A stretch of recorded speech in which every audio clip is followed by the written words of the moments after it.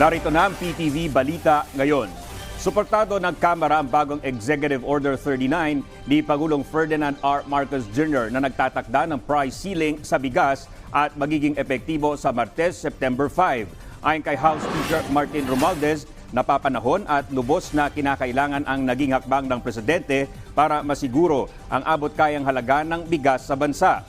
Pagtitiyak pa ni Romualdez, patuloy nilang gagampanan ang kanilang oversight function para matukoy ang totoong impormasyon ukol sa umano'y hoarding at price manipulation, hindi lang sa bigas kundi maging sa iba pang produkto sa bansa. Samantala, nakipagpulong na rin ang liderato ng Kamara sa ilang grupo ng rice importers at traders para talakayin kung paano epektibong maipatutupad ang bagong EO ni Pangulong Marcos. Pinuri ni Pangulong Ferdinand R. Marcos Jr. ang Armed Forces of the Philippines Western Command sa hindi nito pagbitaw sa kanilang tungkulin. Ayon sa Pangulo, mahalaga ang papel ng Westcom sa pagpapanatili ng kapayapaan sa bansa, lalo na sa nagpapatuloy na tensyon sa West Philippine Sea. Pinayuhan naman ni Pangulong Marcos ang Western Command na panatilihin ang magandang gawain at binati rin sila sa kanilang mga tagumpay. Nangako rin siya na ipagpapatuloy niya ang suporta sa lokal na pamahalaan ng Palawan.